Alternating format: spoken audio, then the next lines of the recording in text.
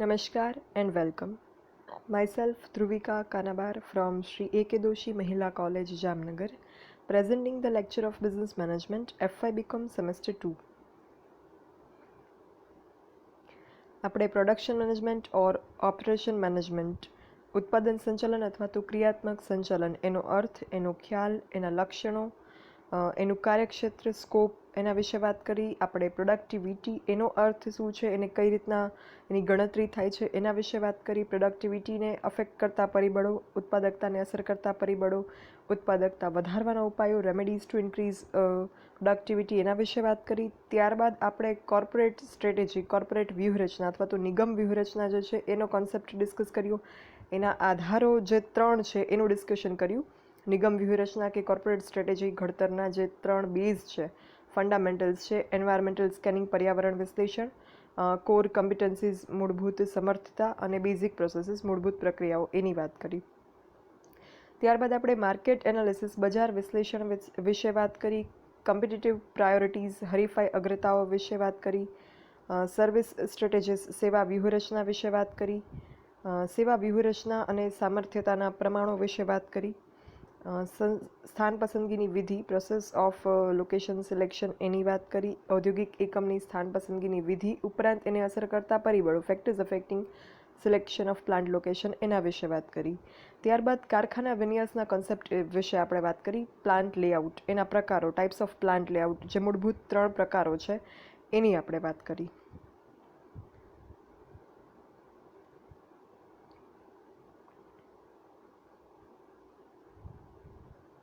અને હવે આપણે કારખાના વિન્યાસના સાધનો અને એના પદ્ધતિઓ વિશે વાત કરવી છે. Instruments or tools and techniques of preparation of layout એના વિશે હવે આપણે વાત કરીએ. તો સૌથી પહેલાં કારખાના વિન્યાસના સાધનો, instruments or tools for preparing layout, plant layout. તો કારખાના વિન્યાસ તૈયાર કરવા માટે જે સાધનો ઉપયોગમાં લેવાય છે એની વાત કરીએ તો જગ્યાનો નકશો, જે જગ્યાએ વિન્યાસ ગોઠવવાનું હોય, યંત્ર સાધનોની ગોઠવણી કરવી હોય એ જગ્યાનો વિગતપૂર્ણ નકશો એ એક વિન્યાસનું સાધન છે, કારણ કે એ હશે તો જ આપણે ગોઠવણીનું આયોજન કરી શકશું. કાર્યક્રમનો નકશો, કાર્ય પ્રક્રિયાઓનો ક્રમ, સમય, જગ્યા એ આ નકશામાં હોય છે. કાચો માલ પ્રક્રિયામાં દાખલ કરવામાં આવે ત્યારથી લઈને કયા ક્રમમાં કઈ પ્રક્રિયા કરવાની એ અહીંયા કાર્યક્રમના નકશામાં દર્શાવવામાં આવે છે.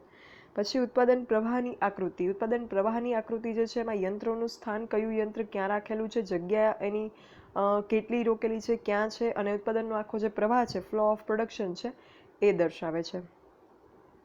ત્યારબાદ ઉત્પાદન પ્રવાહ પ્રક્રિયાનો નકશો. ઉત્પાદન પ્રવાહ પ્રક્રિયાનો નકશો જે છે એ ઉત્પાદન પ્રક્રિયાનો અનુક્રમ દર્શાવે છે.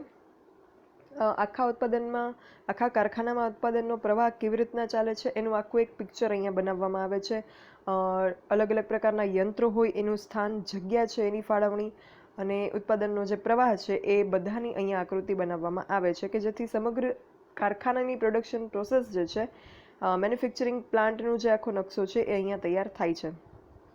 યંત્ર માહિતી કાર્ડ, એમાં દરેક યંત્ર સાધનનું ચિત્ર અને એની ગોઠવણીમાં ઉપયોગી થાય એવી માહિતી આ કાર્ડમાં લખવામાં આવે છે. લાકડા અથવા પ્લાસ્ટિકના મોડલ્સ.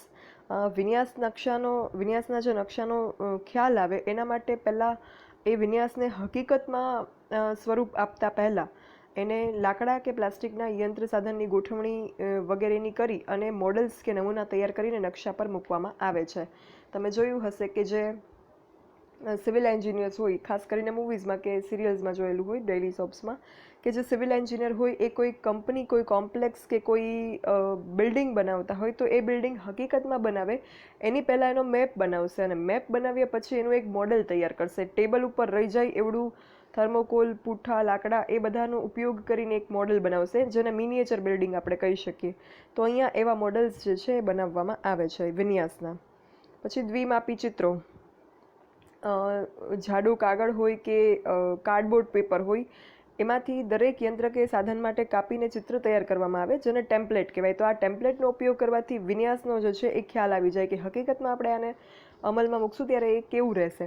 કારણ કે હકીકતમાં અમલમાં સીધું મૂકી દઈએ આવી રીતના જોયા વગર તો એમાં કંઈક ખામીઓ રહી જવાની શક્યતા છે. દેટ ઇઝ વાય આપણે આવી રીતના પહેલાં મોડલ્સ કે દ્વિમાપી ચિત્રો બનાવી અને એન્શ્યોર કરી શકીએ કે જે રીતના આપણે પ્લાન કરેલું છે એ રીતના જ નકશો સાકાર થશે. ત્રિમાપી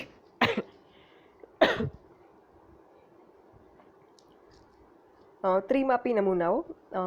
દ્વિમાપી યંત્રો જે છે, દ્વિમાપી જે ચિત્ર છે એમાં યંત્રની ઊંચાઈ, કદ કે ઊંડાઈનો ખ્યાલ ના આવે, ખાલી યંત્ર જે છે એના આકારનો ને એ ખ્યાલ આવે. તો પછી યંત્રની ઊંચાઈ, કદ કે ઊંડાઈના ખ્યાલ માટે ત્રિમાપી નમૂના બનાવવામાં આવે, જેમાં પ્લાસ્ટિક કે લોખંડના આબેહૂબ નાના નાના મોડેલ બનાવવામાં આવે અને આ નમૂનાની ગોઠવણી કરીને ઉત્પાદન પ્રવાહ જે છે દર્શાવવામાં આવે. એ સિવાય આકૃતિઓ, કાર્યપ્રવાહને દર્શાવવા માટે ચાર્ટ અને ડાયાગ્રામ્સનો ઉપયોગ કરવામાં આવે અને સંપૂર્ણ વિન્યાસ ચિત્ર આ બધું જ થઈ જાય પછી લાસ્ટમાં છેલ્લે કારખાનાનું સંપૂર્ણ ચિત્ર તૈયાર કરવામાં આવે છે, જેમાં દરેક ગોઠવણનો આખો ચિતાર દર્શાવવામાં આવે અને એ થઈ જાય, એ અપ્રૂવ થઈ જાય, એક્સપર્ટ્સ એને જોઈ લે, નિષ્ણાંતો દ્વારા એ જે છે એને મંજૂરી મળે, ત્યારબાદ હકીકતમાં એ વિન્યાસ જે છે એને એના તરફ કામગીરી આગળ વધારવામાં આવે છે. આ જે છે એ પ્રી અરેન્જમેન્ટ છે વિન્યાસની, એ કરવામાં આવે છે પહેલાંની તૈયારી. તો આ હતા કારખાના વિન્યાસના સાધનો. હવે આપણે જોઈએ કારખાના વિન્યાસની આયોજનની પદ્ધતિઓ. વિન્યાસ આયોજન માટે જુદી જુદી ટેકનિક્સનો ઉપયોગ કરવામાં આવે છે, મેથડ્સનો ઉપયોગ કરવામાં આવે છે. તો એ ટેકનિક જે છે એ કઈ કઈ છે એની આપણે વાત કરીએ. તો ફર્મા, ટેમ્પલેટ. ફર્મા જે છે એ લાકડા કે ધાતુની પાતળી પટ્ટી કે પ્લેટથી તૈયાર કરવામાં આવે, જે મિકેનિકલ કાર્યોમાં માપ સ્વરૂપે વપરાય છે. કારખાના વિન્યાસમાં ફર્મા જે છે એ વિન્યાસનું ભૌતિક પદાર્થ સ્વરૂપ રજૂ કરે અને આ પદાર્થો એ મશીન છે, માલ સામગ્રી હોય, વ્યવસ્થામાં રોકાયેલા માણસો હોય, આ બધી જ બાબતો દર્શાવે. તો આ ફર્મા વિન્યાસના નકશા પર ગોઠવી શકાય, એટલે અહીંયા આ મશીન છે કે અહીંયા આ માણસ હશે એવું એનાથી ઇન્ડિકેટ થાય. જુદા જુદા વિન્યાસના વિકલ્પો રજૂ કરતા જે નકશા હોય, આપણે વિન્યાસના પ્રકારોની વાત કરી તો એ અલગ અલગ પ્રકારના વિન્યાસના વિકલ્પ રજૂ કરતા અલગ અલગ નકશા બનાવવામાં આવે, કારણ કે એકચ્યુઅલમાં આપણે બધા વિન્યાસ ન બનાવી શકીએ બધા પ્રકારના, પણ મોડલ્સ કે નકશા તો આપણે બધા વિન્યાસના બનાવી શકીએ કે જેથી એમાંથી બેસ્ટ કયું છે આપણે આઈડેન્ટિફાઈ કરી શકીએ. તો આ વિન્યાસના આયોજનના વિકલ્પો જે છે એ પણ બદલાવીને ચકાસી શકાય, એટલે બેસ્ટ ટાઈપ ઓફ લેઆઉટ કયું છે, વિન્યાસનો પ્રકાર, એ પણ આના ઉપરથી ખ્યાલ આવે. પણ અહીંયા જે છે એ માલસામાનની હેરફેરમાં મુશ્કેલી ક્યાં ઉદ્ભવે એ ચકાસી શકાય, નીચી પડતરે યોગ્ય વિન્યાસ કરી શકાય. પણ ઘણી વખત આ જે ટેમ્પલેટ છે એ એકચ્યુઅલમાં જે મશીન, માલસામગ્રી કે માણસો દર્શાવવા જોઈએ એના જેવું નથી થતું એવું ઘણી વખત બને, કારણ કે એ અલ્ટિમેટલી એનું માત્ર એક પ્રતિકૃતિ છે. મોટાભાગે ચાલુ કારખાના અથવા અન્ય પદ્ધતિએ વિન્યાસ આયોજન કરેલું હોય ત્યારે વિન્યાસની આ પદ્ધતિ જે છે એ ઉપયોગમાં લેવાય છે. ત્યારબાદ ક્રિયાત્મક અનુક્રમ વિશ્લેષણ, ઓપરેશન સિક્વન્સ એનાલિસિસ. પ્રક્રિયા વિન્યાસ જે હોય, જે સેકન્ડ ટાઈપ ઓફ લેઆઉટની આપણે વાત કરી હતી, ઓપરેશનલ ઓર ફંક્શનલ લેઆઉટ, એમાં પ્રક્રિયા વિન્યાસમાં શરૂઆતથી જ વિન્યાસના પ્રશ્નોના નિરાકરણ માટે ક્રિયાત્મક અનુક્રમ વિશ્લેષણનો ઉપયોગ થાય. આનો આધાર વિન્યાસની આકૃતિ જે છે એના આધાર ઉપર આ તૈયાર કરવામાં આવે અને તબક્કાવાર પ્રક્રિયામાંથી જે માલ સામગ્રી પસાર થાય એના અનુસાર ગોઠવણ કરવાનું આમાં વિચારવામાં આવે. કેટલા વિભાગો, વસ્તુ કેટલા વિભાગોમાં તૈયાર થશે, કેટલો સમય દરેક વિભાગમાં પસાર કરવામાં લાગશે, અંતિમ સ્વરૂપમાં વસ્તુ તૈયાર થઈને ક્યાં રખાશે, ત્યાં સુધીની તમામ બાબતો, વિભાગો, કાર્યોના અનુક્રમ અને એકબીજાના વિભાગ વચ્ચેના સંબંધો બધું જ નક્કી કરી અને આકૃતિ સ્વરૂપે રજૂ કરી અને રૈખિક આકૃતિમાં ક્રમબદ્ધ ક્રિયાત્મક વિશ્લેષણથી આ વિન્યાસ જે છે એ નક્કી કરવામાં આવે છે.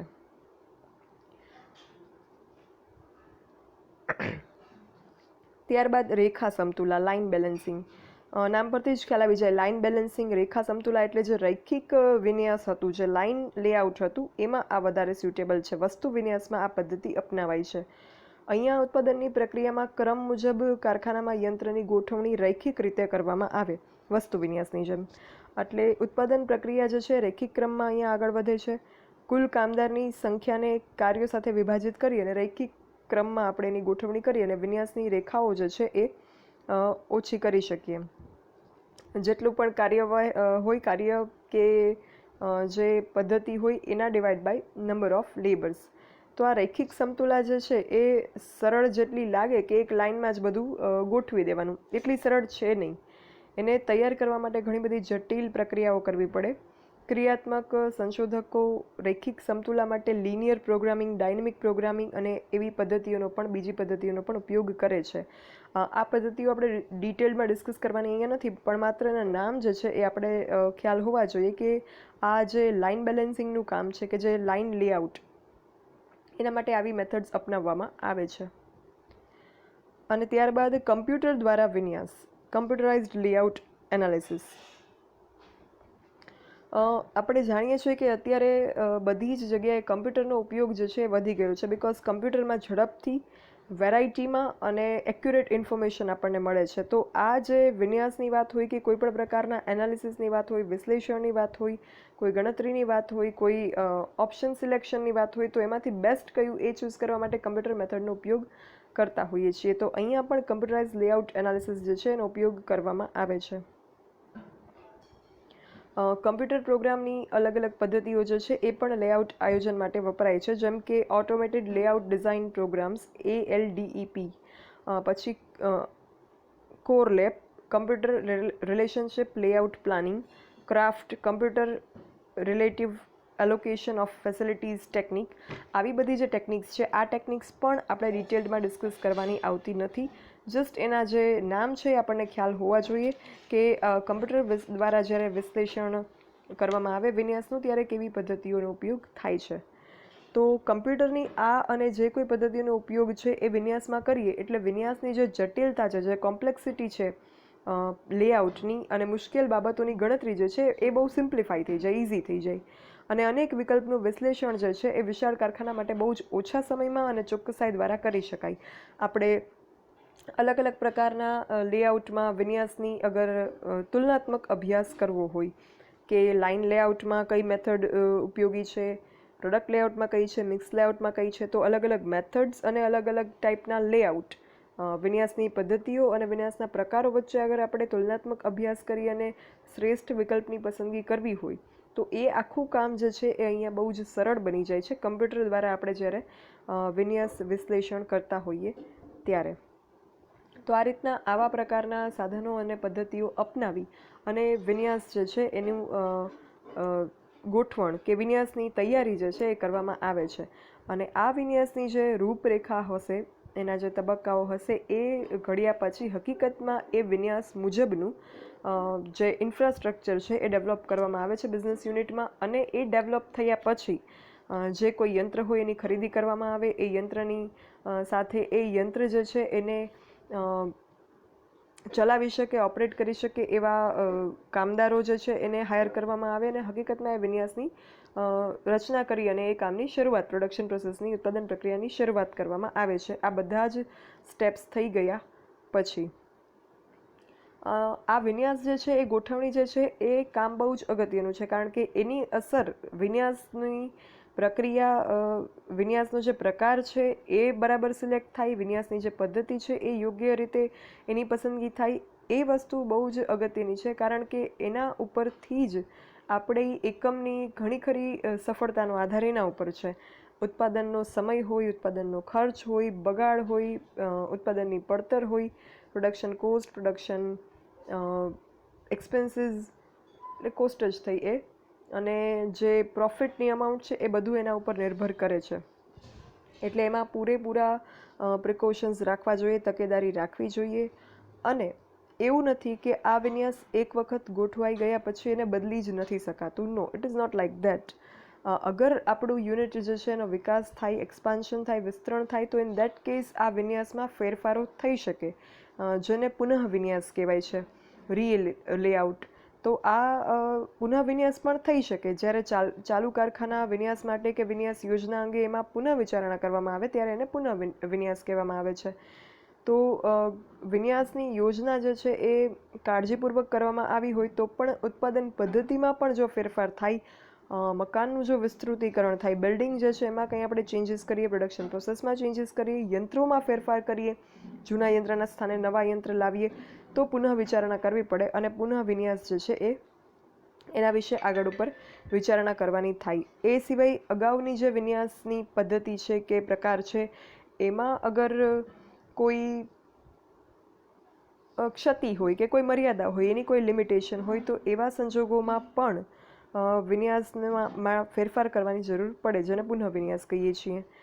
વિન્યાસ એન્જિનિયરિંગની જે મેથડ છે એમાં સુધારા વધારા કરેલા હોય, કોઈ રિસર્ચિસ થાય, સંશોધનો થાય, નવા સાધનોનો ઉપયોગ થાય, માંગમાં પરિવર્તન થાય, એવા સંજોગોમાં પણ પુનઃ વિન્યાસની પદ્ધતિ જે છે એ અપનાવવામાં આવતી હોય છે. એટલે વિન્યાસ હોય કે પછી પુનઃ વિન્યાસ, બંને પ્રક્રિયાઓ ખૂબ જ કાળજીપૂર્વક થવી જોઈએ કોઈ પણ બિઝનેસ યુનિટમાં, કારણ કે બિઝનેસ યુનિટની સફળતાનો આધાર અલ્ટિમેટલી એના ઉપર રહેલો છે. So that is all about the subject business management or production management. વાણિજ્ય સંચાલન કે ઉત્પાદન સંચાલનનું ડિસ્કશન અહીંયા કમ્પ્લીટ થાય છે. કોઈને પણ થ્રુ આઉટ ધી સિલેબસ કોઈ પણ ટોપિકમાં કંઈ ન સમજાતું હોય તો તમે મને મેઇલ આઈડી આજે હું આપું છું dbk9acadmc@gmail.com, એના ઉપર તમે મને ઈમેલ કરી અને લખી શકો છો. કોઈ ટોપિક ના સમજાતો હોય, કોઈ વર્ડ ના સમજાતો હોય તો યુ કેન આસ્ક મી. હું તમને ઈમેલનો રિપ્લાય આપીશ. જરૂર લાગશે તો એના વિશેનો લેક્ચર બનાવીને વિડીયો શેર કરીશ. અને એ સિવાય કોઈ ડાઉટ્સ, ક્વેરીઝ કોઈ પણ જગ્યાએ તમને હોય BM સબ્જેક્ટ કે પછી બોમ્બ સબ્જેક્ટમાં, તો તમે મને ઈમેલ કરી શકો છો કોઈ પણ પ્રકારના ડાઉટ્સ માટે. I will solve that, try to solve that. અને જરૂર લાગશે તો વિડીયો લેક્ચર્સ કે પછી લાઈવ મીટિંગ, જે હું તમને ક્લાસરૂમમાં જેની ઇન્ફોર્મેશન શેર કરીશ, મીટિંગ ક્યારે છે અને શેના માટે જો હશે તો એ કરીને પણ આપણે જે છે એ પ્રયત્ન કરશું. તમારે અગર કોઈ પ્રશ્નો હોય, કોઈ ડાઉટ હોય સબ્જેક્ટ રિલેટેડ કે કંઈ પણ, તો એને સોલ્વ કરવાનો. સો keep in touch with through the classroom. આગળ કંઈ પણ સૂચનાઓ હશે તો જે ક્લાસરૂમમાં તમે બધા જ જોઈન થયા છો એમાં એ સૂચના જે છે તમને શેર કરવામાં આવશે, અને તમારા ડાઉટ્સ અને ક્વેરીઝ આ ઈમેલ આઈડી ઉપર રિપ્લાય આપીને અથવા તો વિડીયો લેક્ચરના માધ્યમથી સોલ્વ કરવાનો પ્રયત્ન કરવામાં આવશે. Thank you and bye bye.